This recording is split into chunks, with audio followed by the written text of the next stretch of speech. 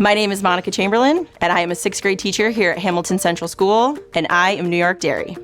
I have kind of an interesting story. This is my 12th year in 6th grade. I did my student teaching placement here at Hamilton in 6th grade, and I've been there ever since.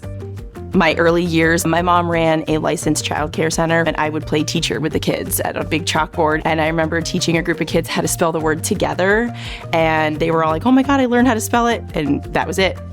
I was introduced to Ag in the Classroom a couple years back when we did the Ag in the Classroom conference here in Syracuse. From there, I just absorbed everything and was like, I'm bringing this back to my kids, because I think that there's a lot of people that are like, oh, well, you have farms in your community, so therefore you know everything. That's definitely not the case. It gives kids a purpose. I hate the question, why are we learning this? And a couple years ago, when I was introduced to all of this, it took that question off the table. Kids were no longer asking, why am I learning this? Because they're seeing firsthand why they're learning it. I'm not an ag teacher. I don't claim to be an ag teacher, and I give all the respect to ag teachers. But using ag to teach things like ratios and percentages and fractions and history, it's teaching my content, but it's giving kids a place for, oh, this is real world, this is really happening. It's not just on a worksheet I'm gonna turn in a bin and walk away from. And then it's fun. A lot of times kids are like, the bell's already ringing, we're already done. So for me, that's why I feel like it's super important. When I heard I was awarded Ag in the Classroom's Teacher of the Year for 2024, I was absolutely honored. It was amazing. I'm just grateful. My kids are what allow me to earn something like that. And I don't really think I'm doing anything that's wild and crazy. I'm just bringing things to my kids to make them want to learn. And to me, I don't think that's anything earth-shattering. The first thing I think about is there a real world connection that I can find?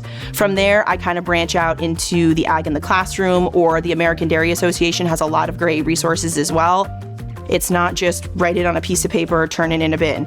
It's hands-on for us. I have people coming in my classroom all the time. I love bringing in professionals from a variety of jobs and careers. It's hooking them in, they're able to apply it in a lot of different places, and it's making it meaningful and purposeful. So I will frequently get emails or text messages of like, thank you so much, my kids are so excited for coming to school. They're having things to talk about at the dinner table and talk about the fun things that we've done, or places we've gone, or people that we've met and visited with. So for me, that's the big part. I still have kids that come back to my room saying, I wish we could still do the stuff that we do in 6th grade. We have so many kids that learn in different ways, and our younger generation, I think, needs to be able to have more opportunities of how they learn. And if we embrace things like bringing agriculture into our classrooms, then we're giving kids opportunities to get up and move around, meet people, go on field trips, see a cow for the first time.